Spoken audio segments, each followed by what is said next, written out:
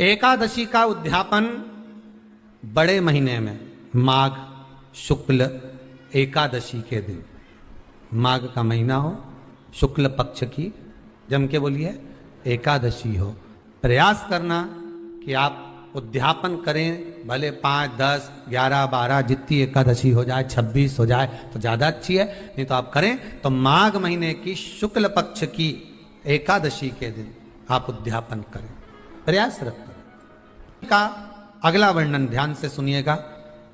मान लो आपने एकादशी का उद्यापन में बाद में करूं नहीं करूं, श्वास का कोई भरोसा है? बोलो तो, है क्या कोई भरोसा? नहीं। श्वास रुक जाएगी चलते चलते, शम्मा बुझ जाएगी जलते जलते, दम निकल जाएगा रोशनी का, क्या भरोसा है इस जिंदगी का?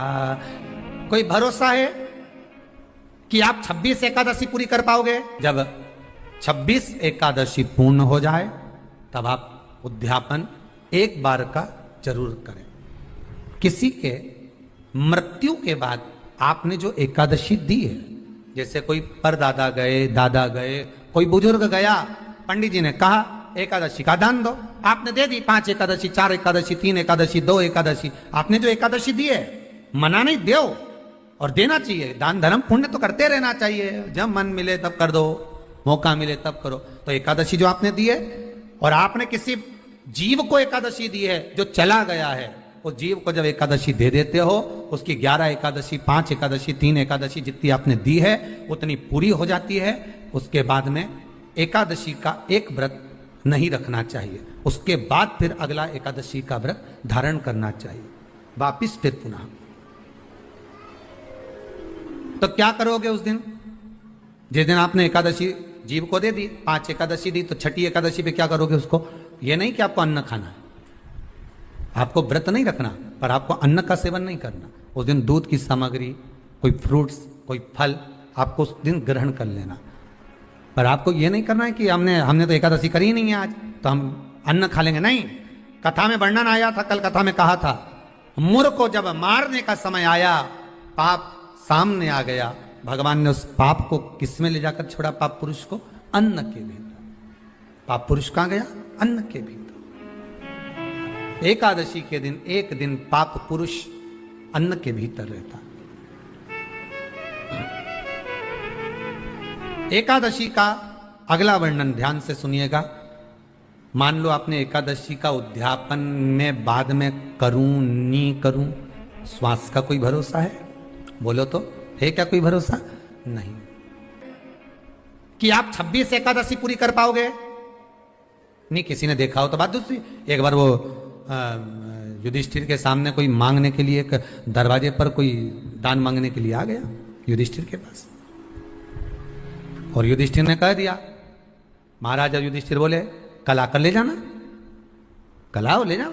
भीम ने एक ढोल उठाया और बजाना प्रारंभ करा, और साहब बजाया कि सारे लोग इकट्ठे हो गए। सबने पूछा हुआ क्या भीम, कौन सी खुशी की बात है, बात क्या है? तो भीम बोले मेरे भैया ने काल को जीत लिया। काल को जीत लिया मतलब मेरे भैया बोले कि कल आ जाना, हम तुमको दान दे देंगे। मतलब मेरे भैया जानते हैं कि कल तक मरेंगे नहीं, प्राण नहीं छूटेगा, मतलब इन्हें काल को जीता। ये समझ वाली बात है। आप हो, हम हो, कोई भी संसार का मनुष्य काल को नहीं जीता। जन्म मरण परण 3 भगवान के हाथ में है। जन्म मरण परण 3 शिव के हाथ है, मेरे भगवान के हाथ में। 3 भगवान के पास में है, 3 वो भगवान के पास रहेगा। कोई कितना ही करे,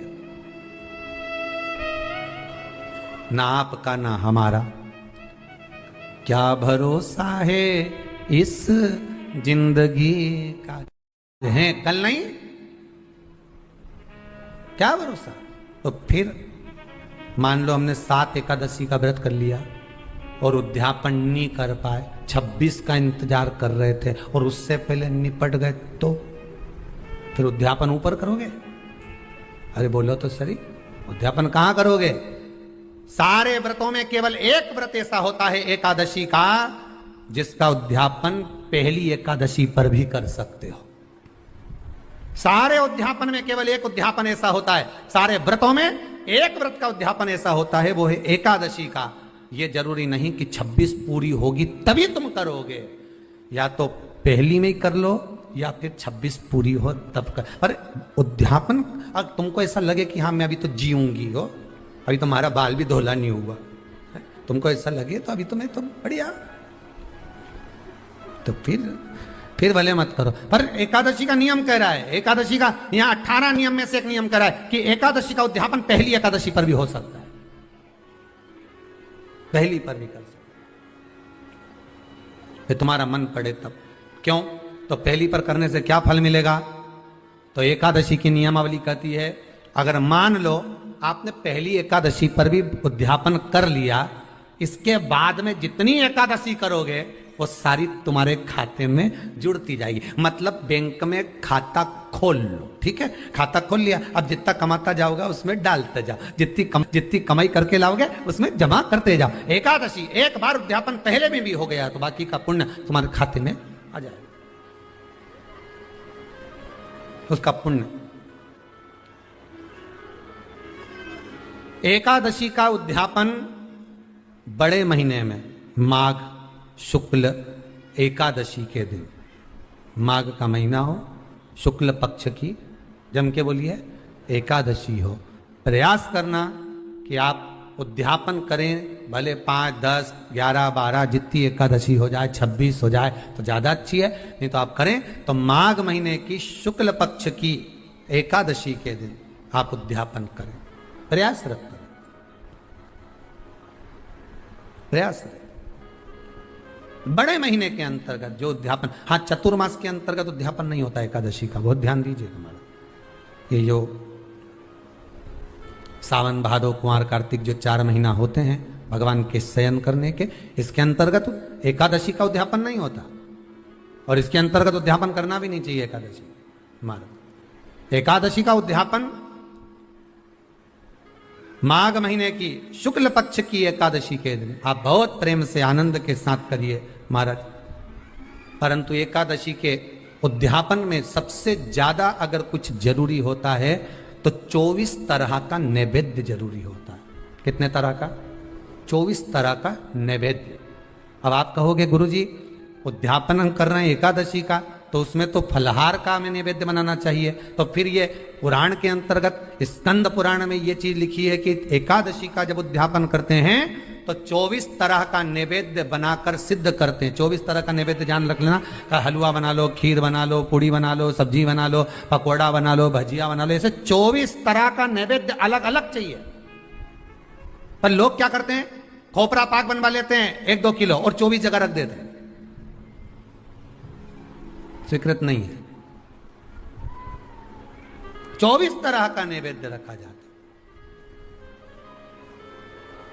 महाराज एकादशी के दिन भगवान का पूजन का पूरी तैयारी कर कर मंडल आदि बनवाकर विद्वान ब्राह्मण को बुलाकर, कर्मकांडी ब्राह्मण को बुलाकर जो भगवत सेवा में एकादशी का उद्यापन कराए, उन ब्राह्मण के चरणों को नमन कर कर, प्रणाम कर कर एकादशी का पूजन करवाइए और उस मंडल की पूजन कराकर हवन द्वादशी को कराइए। एकादशी को हवन नहीं, एकादशी के उद्यापन का जो हवन होता है वो द्वादशी को।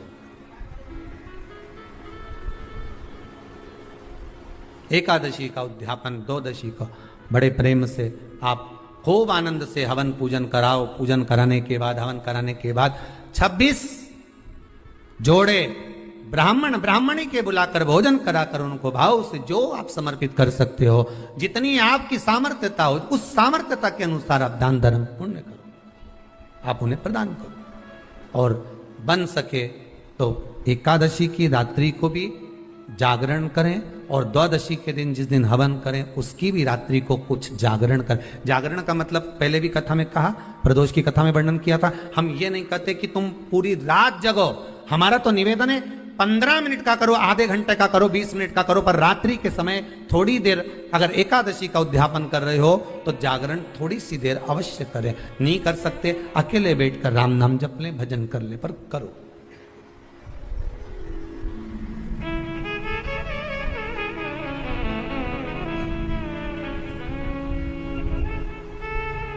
भगवान का भजन करो, किसी भी रूप में करो। 26 ब्राह्मणी को जोड़े से भोजन कराकर कुछ भेंट देकर विदा करो। ऐसे एकादशी के उद्यापन का वर्णन किया गया। एकादशी का उद्यापन सुख प्रदान करने वाला, आनंद देने वाला, भगवत रस तत्व को संजोने वाला। महाराज शिव महापुराण की कथा में वर्णन आता है कि माता पार्वती जितने व्रतों को धारण करती हैं, माता जितने व्रतों को भगवान शिव के लिए जितने व्रत करती हैं, माँ सारे व्रत भगवान शंकर स्वीकार करते हैं। एक बात हमारे जीवन में आप उतार कर रखी है कि आप सोमवार का व्रत कर रहे हैं या मंगलवार का व्रत कर रहे हैं, बुधवार, गुरुवार, शुक्रवार, शनिवार, प्रदोष, एकादशी, जो भी व्रत धारण कर रहे हैं, जो भी व्रत आप अपने जीवन में उतार रहे हैं, कर रहे हैं, प्रयास करना कोई व्रत, कोई पूजन, कोई पाठ, कोई अनुष्ठान आप अपने लिए करो, दूसरों को बर्बाद करने के लिए नहीं। उसका ऐसा हो जाए मैं माता जी को चुनरी चढ़ाऊंगी, नहीं। उसका ऐसा हो जाए, उसका ऐसा हो जाए, नहीं नहीं, आप अपने लिए करो ना। सर्वे भवन्तु सुखिनः। अगर आप व्रत कर भी रहे हो तो किसी के बुरा करने के लिए नहीं। अगर किसी के यहां जाकर आप पूछ भी रहे हो कि महाराज हमारे कहीं चले गए और कहा कि हम दुखी हैं, और कोई कह दे कि तुम तुम्हारे पड़ोसी से दुखी हो या तुम्हारे उनसे, तो उनके लिए हमें कुछ बुरा नहीं करना, आप अपना अच्छा करवाते जाओ। जितनी भी माताएं एकादशी का व्रत करती, बहुत ध्यान से सुनना आज की कथा हो। शायद जिंदगी में मिली ना मिली, पर यह कथा का रिश्ता तो बहुत ध्यान से सुनना। स्कंद पुराण यहां तक कहती है कि इस कथा के चरित्र को जो श्रवण कर लेता है उसको 26 एकादशी करना भी नहीं पड़ती। इस एकादशी की केवल ये कथा सुनकर ही वो तर जाता है। बहुत ध्यान से सुनना इसको, कथा को। एकादशी के दिन जब आप जल शंकर को चढ़ाने तो रोज ही जाते हैं। जब एकादशी का दिन रहे और शंकर जी के मंदिर में आप जल समर्पित करें तो 3 बार मुख से स्वधा स्वधा स्वधा या स्वधा स्तोत्र का पाठ, जिसमें 12 श्लोक, 2-4 हैं। पैसा तो आ रहा है और घर में टिक नहीं रहा। डॉक्टर में, पुलिस में, एक्सीडेंट आदि में, कहीं गलत जगह पर, व्यसन में अगर पैसा जा रहा है, जुए में, मांसाहार, मदिरा पान, या कहीं आया पैसा, पैसा आने में कमी नहीं, आ रहा है पर टिक नहीं रहा, रुक नहीं रहा। कोई मांगने आ गया, दे दिया, फिर वहां से अपने पास नहीं आ रहा, अपन कह रहे हैं भैया हमारा पैसा लौटा दो, नहीं आ रहा। तो महाराज शिव महापुराण की कथा कहती है एकादशी के दिन गंगा के जल में मात्र 7 बेलपत्री डालकर जो नंदीश्वर भगवान अर्थात जो शंकर जी के शिवलिंग के सामने नंदी होता है, उस नंदी के चरण पर गंगा का जल चढ़ाकर बेलपत्री शिव पर समर्पित कर देता है, उसके घर में रुपया रुकना चालू हो जाता है। फिर वो गलत जगह पर नहीं जाता, गलत स्थान पर वो धन जाएगा ही नहीं। तूने संभाल, मांग तुझे क्या चाहिए।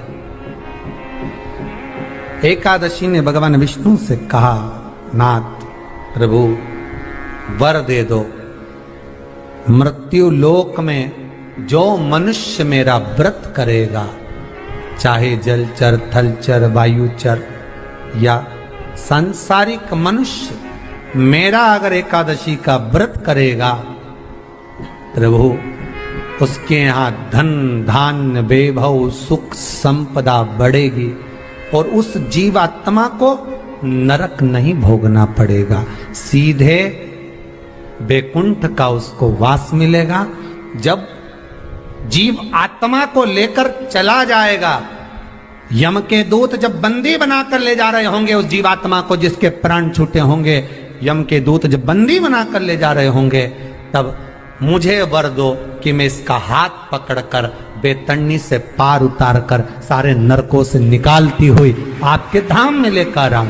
भगवान ने वर दे दिया, तथास्तु। हे एकादशी सुनो, मृत्यु लोक का मनुष्य अन्न का त्याग कर कर, क्योंकि अन्न में एकादशी के दिन पाप पुरुष रहता है, अन्न का त्याग कर कर एकादशी के दिन जो मनुष्य तुम्हारा व्रत धारण करेगा, उस व्रत को करेगा और उस व्रत को धारण करेगा, उसकी मनोकामना पूर्ण होकर वो मेरे ही धाम को जाएगा।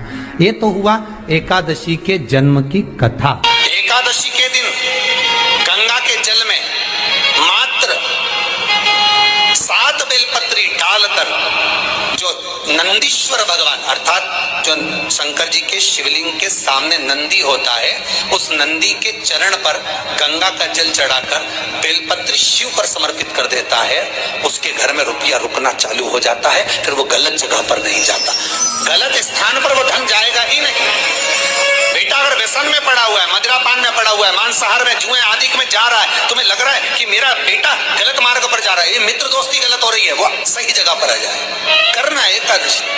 कई लोग इसको धन के लिए भी करते हैं, संपदा के लिए। संपदा के लिए अर्थात जिसका व्यापार नहीं चलता, जिसके घर में पैसा नहीं आता, या नौकरी नहीं लग रही, या सर्विस नहीं लग रही, आप अप्लाई कर रहे हो, जगह जगह जाकर इंटरव्यू भी दे रहे हो और पैसा नहीं आता, तो उसके लिए भी प्रयास किया जाता है। पर उसके लिए यहाँ पर जो धन के लिए करते हैं, उसके लिए विष्णुपदी के लिए करते हैं। मतलब जैसे गंगा के जल में तुलसी के 11 पत्ते डाले जाते हैं और उसको किसी भी नारायण के मंदिर में राम कृष्ण शिव शंकर नहीं, राम कृष्ण भगवान विष्णु दत्त आदि जितने नारायण के मंदिर हैं, उस मंदिर में किसी भी पात्र में, एक छोटे से पात्र में उसको भरकर रखी जाते हैं महाराज। उससे भी जॉब सर्विस नौकरी में सफलता प्राप्त हो जाती है। परंतु वो भी एकादशी को ही होता है। कुछ देर तक पात्र को रखा जाता है, फिर वही पात्र का जल किसी भी वृक्ष के नीचे डाल दिया जाता है, उससे भी नौकरी के लिए फायदा मिलता है। गंगा का जल कोई साधारण नहीं।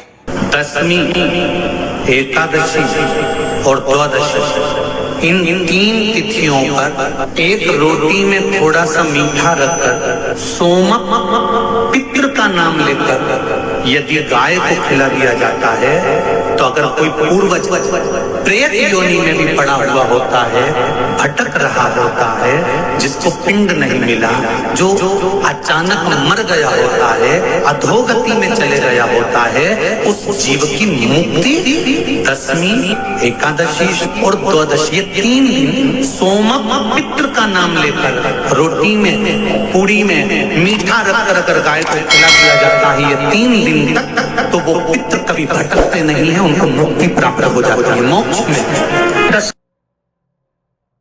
नहीं, एकादशी है कौन, क्यों इसकी इतनी प्रधानता है, क्यों इसकी पुण्यता है, ऐसा क्या है एकादशी में जो इसकी पुण्यता मानी जाए?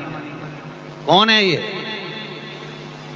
जो भगवान नारायण तक एकादशी का व्रत करते हैं? सुभद्रा जी को भगवान जगन्नाथ ने, जगदीश ने एकादशी का व्रत कराया था। बद्रीनारायण भगवान को माता लक्ष्मी ने एकादशी का व्रत कराया था। क्यों? चंद्रायण एकादशी व्रत की माता। एकादशी है कौन? तो कहा जिसको व्रत करने पर भगवान नारायण भी जिसका व्रत करते हो, भगवान माता लक्ष्मी जिसका व्रत करती हो, वो एकादशी है कौन? तो शास्त्र वर्णन करता है महाराज, स्कंद पुराण का सुंदर चातुर्मास्य खंड के अंतर्गत वर्णन आया है महाराज।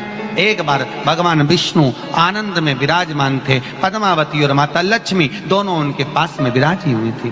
भगवान लक्ष्मी और पद्मावती दोनों बैठी, एक सिर के पास, एक चरण के पास। कुछ समय बाद वहीं पर ब्रह्मदेव का आगमन हुआ और ब्रह्मा जी आगमन पाकर भगवान नारायण पद्मावती से लगकर उठे और उठकर लक्ष्मी की ओर झुके। झुकने पर इन तीनों के समागम से भगवान नारायण के हृदय चित्त से एक कन्या प्रकट हो गई। उस कन्या का नाम एका था। क्या नाम था? एका। अब 10 उसके गुण इतने प्रबल थे, वो 10 गुण उसके बड़े प्रबल थे कि वो एका जिसको निहारती थी उसको संपदावान बना देती थी, जिसको देख लेती थी उसके जीवन में वो आनंद की अनुभूतियां करा देती थी। एका जिस मार्ग से जाती थी उस मार्ग के द्वार खोल देती थी। एका का पुण्य इतना पुण्य प्रखर। पद्मावती और लक्ष्मी ने कहा महाराज ये बेटी आपके द्वारा निर्मित हुई है, इसका कन्यादान करना चाहिए। हमारे यहाँ हिंदू धर्म में रीति है, जिस दिन कन्यादान करा जाता है उस दिन व्रत रखा जाता है। अब आजकल रखते कि नहीं रखते हो मालूम नहीं, और कन्यादान करते समय व्रत रखा जाता है। व्रत